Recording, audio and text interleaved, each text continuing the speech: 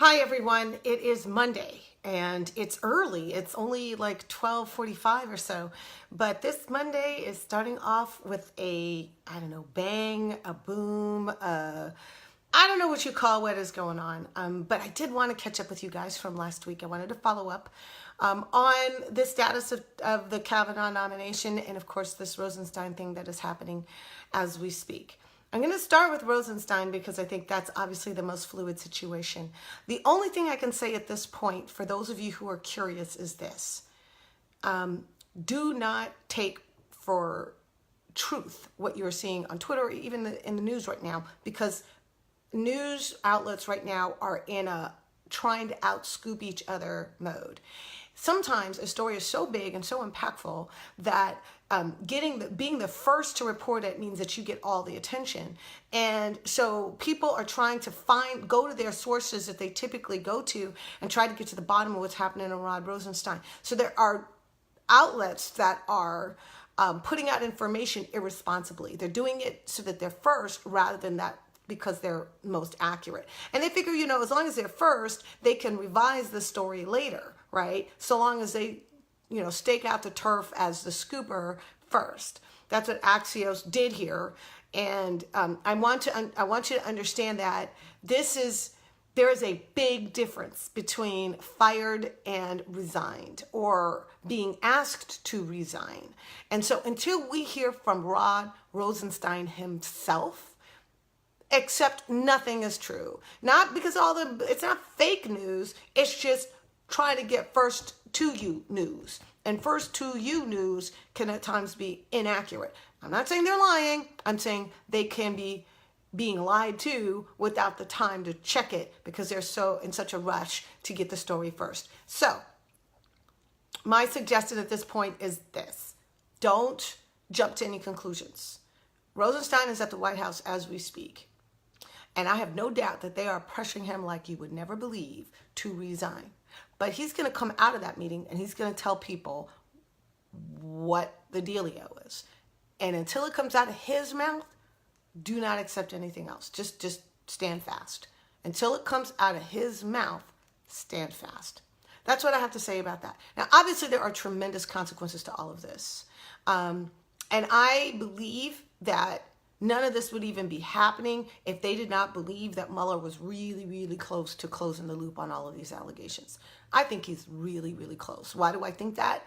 Because he's had time to take down everything that Michael Cohen has to say. He has had time to take down everything that Manafort has had to say, Rick Gates has had to say. They've had Mike Flynn and Papadopoulos and all these other people in their grips for a while now. Now we're seeing corroboration. They're able to sift through what is true and what is not true. They've got data, evidence, surveillance, and all this other stuff out there. So I think Mueller is probably really, really close. And I think that what is causing the panic out of the White House is that Mueller's probably really, really close to people really, really close to Trump, if not Trump himself. I think that they are beginning to realize that Ivanka's in trouble, Jared's in trouble, Don Jr.'s in trouble, that all of these people that are super close to Trump are probably very much in jeopardy. And because of that, Trump is panicking. I don't know that Trump understands how much jeopardy he himself is in, because I'm not entirely convinced of the mental stability of that man.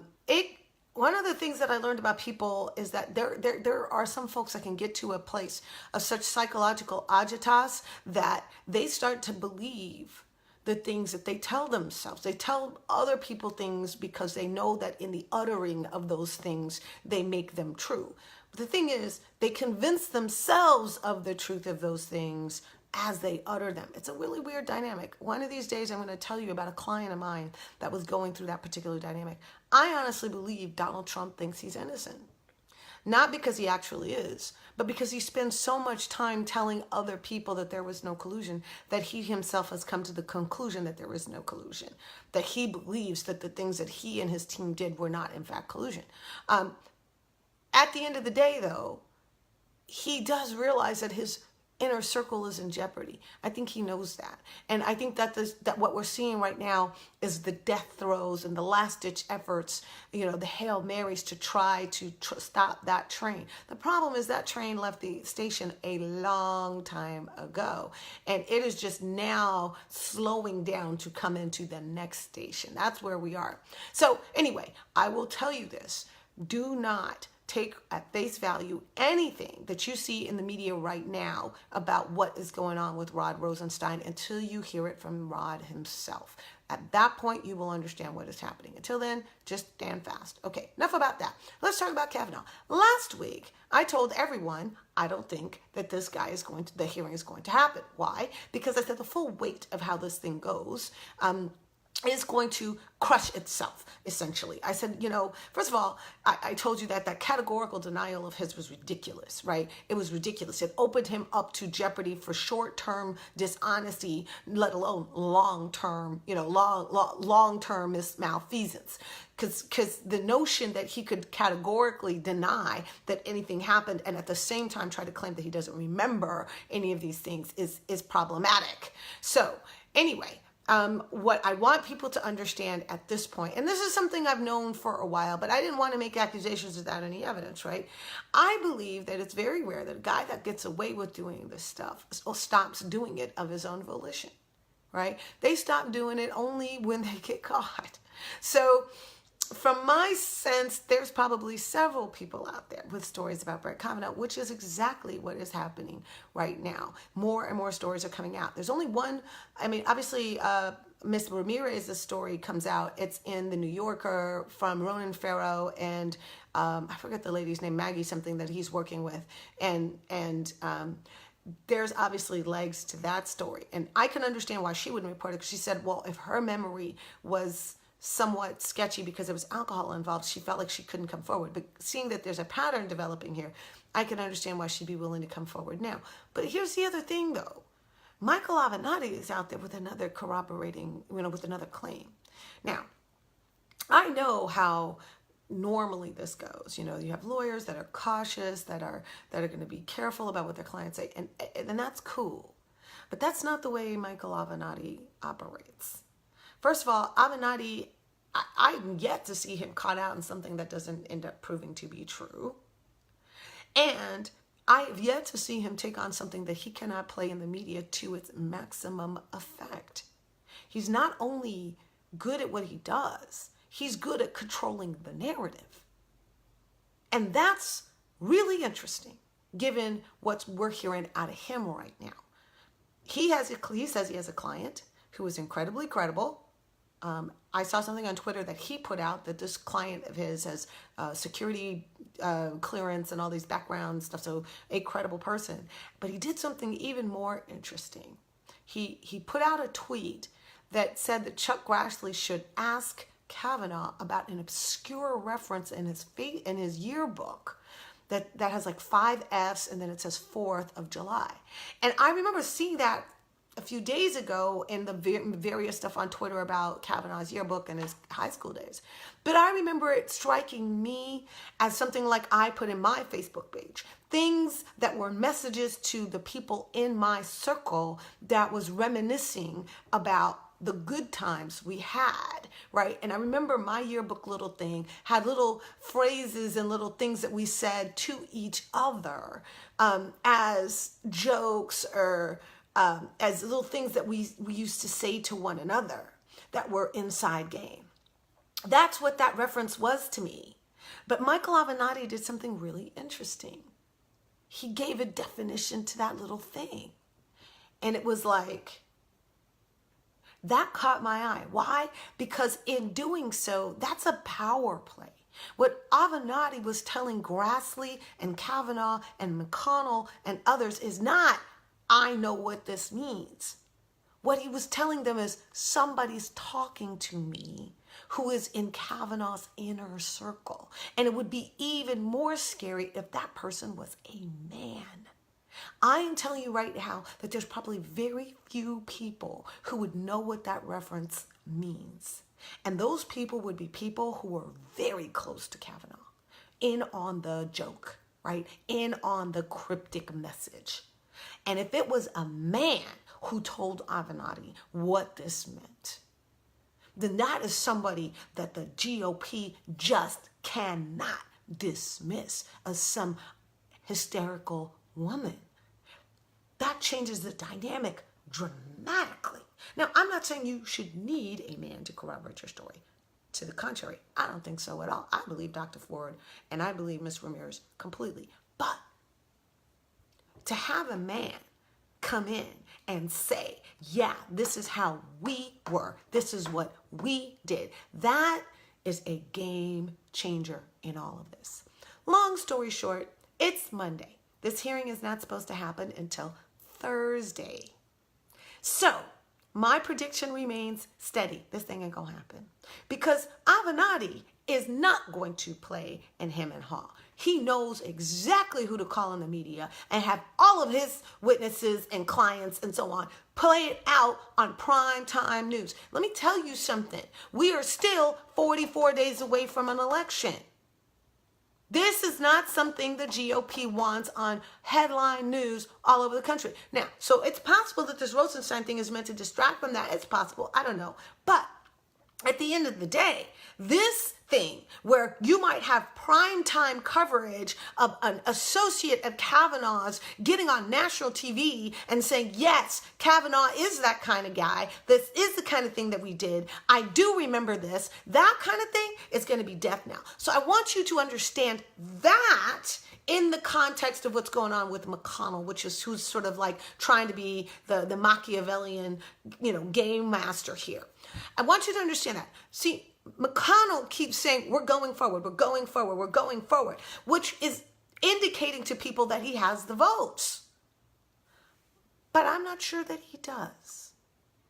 I think what he wants to do is have a vote and force the other GOP senators to vote to support Kavanaugh. And he probably has at minimum 2, 3, or 4 senators who are holding his hand. Because if he had the votes, they wouldn't have postponed till now.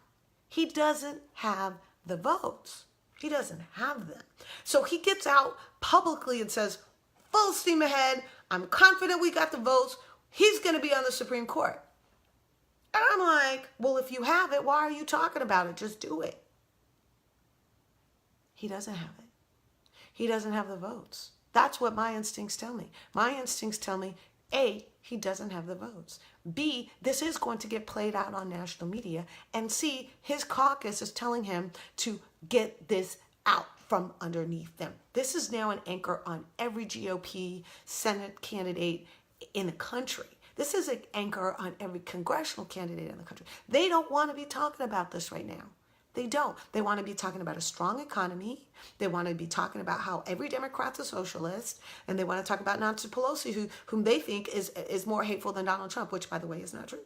Okay? They're going to figure that out sooner or later. But what they don't want to be talking about is how they're all greedy old perverts who hate women. And at the end of the day, they really don't want to be talking about this Russia investigation at the same time. So I'm telling you, the wheels are coming off of the GOP bus right now. Right? All of this is out of their control. And those poor guys out there that are trying to run for office are like, I don't know what to do with all of this, right? This is a problem. And I think that they're going to come to a conclusion probably sooner rather than later that they need to cut bait and move on. They need to cut bait and move on. Because Kavanaugh, it's not getting better. And it never does, by the way. It always gets worse. It never gets better. We have crossed the threshold where it could be, some innocent explanation. We're way beyond the space where there's an innocent explanation for all of this. And certainly the extent to which they to try to give an alternate explanation when Whelan came out with that doppelganger theory. I mean, that is the absolute most desperate move I've ever seen. And I'll be honest with you, people paid a PR company to come up with that strategy. I got to ask, how many women are employed by that PR company? Because that PR company did their client a tremendous disservice. Anybody with half a brain would have told them not to go there. So Whelan is now stepping down from his think tank responsibilities because he completely blew it. There's no coming back for Kavanaugh at this point. And it's going to take a minute for the GOP to come to peace with that, but there's truly no coming back for him. And the one thing that they're trying to do is make sure that there's no space. There's no vetting of everything in the public sphere. But the problem is it's too late. It's too late. There's too many people. There's too many stories. There's too many references. There's too much credibility. There's too many actors here. It's done. It's a dumpster fire. And I told them it was a dumpster fire last week. And I was right, and I'm still right. It's even more of a dumpster fire now. And now the victimization of men, like, oh, you're ruining our lives by holding us accountable for the stuff that we do. Come on, man. Come on. You know, Adam, the best thing the GOP could have done for itself from the very beginning was just to say, well, take the allegation seriously, let's investigate it. If they had just said, hey, it's a serious allegation, we must investigate and shut up, they would be in a much better place right now. But they're not capable of thinking like that. And so that is exactly why we are where we are. Now, I'm not saying that every conservative thinks this way. Absolutely not. I have been watching social media, and conservatives that some have really surprised me and said, no, we're doing wrong here, right?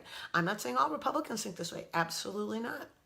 Not saying that at all. Like I said, I've served with Republicans. I've worked with Republicans. I am telling you, not all of them think this way. This is an aberration that we're seeing of the GOP spinning off and under the leadership and the guidance of people who are really skewed in their thinking. In fact, you know, it's so interesting because a name has just come up today that is somebody that I actually know, Noel Francisco. Many of you know I was an attorney at Jones Day, not in the group that did all this other stuff, but in this, you know, in the labor employment group. I was an attorney at Jones Day. And, you know, I knew Noel Francisco. He was liked and respected at Jones Day. This was many, many years ago, and certainly long before I knew just how ensconced in GOP politics he was. But I've never had any reason to think that he was anything other than a good person. So, you know, who knows where things are now. If somebody asked me to give a character witness to Noel Francisco, I'd say the guy that I knew seemed pretty cool. Were we tight like that? No, we weren't besties. We weren't BFFs. We didn't work in the same department. I didn't work for him. He's a nice, affable guy. That's a guy that I'd see around the hallways and seem like a nice, cool guy. So, you know, do I know where all of this is going? Absolutely not. You know, but I will tell you this. You know, there is something is, you know, there's a sort of, I don't know how you say this, sort of like a collective emotional weight, a Zeitgeist or something that is happening right now. And it's scaring people. It's scaring everybody. It's scaring me. So if you are feeling nervous and scared and agitated right now, and you're really worried, don't, you know, you're not alone. You're not alone. All of us are like, what the Sam Hill is going on here? We don't recognize our country. We don't recognize the GOP. We don't recognize what kinds of moves are happening here. And I think we're just now beginning to understand just how high the stakes are here. I mean, these stakes could not be higher. And so we're all freaked out. And all I'm going to tell you to kind of try to keep you calm right now is, you know, freaking out does not change things, but staying vigilant and grounded is important. Stay vigilant. Read what you know, stay on Twitter, stay on social media, whatever. Pay attention, but don't believe everything you see. It's not because they're fake news. It's not because they're lying to you. It's because they're in a race to stay on top of this, and no outlet wants to be outscooped by another. And so they're rushing to get it out before they have a chance to truly vet it. That's why you're seeing conflicting stories and stories out there that don't seem to have legs. So that's why it's happening. As far as what Kavanaugh's done, I don't care what they tell you. He's done. He's done. The weight of this is I'm sorry, they don't have the votes. If they had the votes, they would have voted on him by now. They don't have the votes. They don't. And so don't listen to Mitch McConnell. He's bullshitting you. He doesn't have the votes. He knows he doesn't have the votes. Now they're strategizing as to what is a save the face exit strategy. That's where they are right now. Because Cav is done. And they know he's done. And not only do they know he's done, but the idea of having a prime time revelation of all of the stuff this guy's been up to is one place they truly do not want to go. So anyway, stay tuned on all of that. Guys, you know, I'm just here to chat with you guys and to try to put some parameters around this, help edify and explain what's going on. I hope it's helpful. I mean, I enjoy doing this, and if you enjoy, watching, please share it with your friends, your family. Let people know that there's somebody out here that's trying to contextualize it all. And again, I appreciate your constant feedback, your support. I have been writing as well on what's going on with Kavanaugh and many other things. So if you like what you see in these Pam chats, check out the writing, the postings, which is up here or down here somewhere below, and stay in contact with what I'm doing. A lot of you have been asking what's my next chapter, and I'm saying, well, it's in the works. I am still very much working to try to help Democrats win. You guys know I'm a Democrat. I've never been anything but, and so I'm not making any bones about the fact that I'm partisan. I'm partisan in the sense that I am a Democrat. I want to see Democrats win. I'm not partisan in the sense that I think all Democrats are great candidates. Not all Democrats are great candidates, unfortunately. And not all Democrats are great leaders. I wish that were true. But in the current context, all Democrats are better than the alternative, given how few Republicans we are seeing able to stand up to what their own party is doing. That's what I find to be most troubling, most dangerous. I don't think I'm not suggesting for a minute that all Republicans agree with what their party is doing, but I am suggesting that none of them are standing up and saying anything to the contrary. And that's really what's frightening right now. But hang in there. Stay in contact with your friends and family. Stay observant. Stay informed. And get out and work to turn out the vote on November 6th in 2018. If never in your life you have knocked a door or made a phone call, if never in your life have you talked politics with your friends or your neighbors, try it now. Because you're not going to want to wake up on November 7th wishing that you had. Okay, so let's get out there, let's get after it, and let's be more committed than we have ever been to making sure we win in 2018.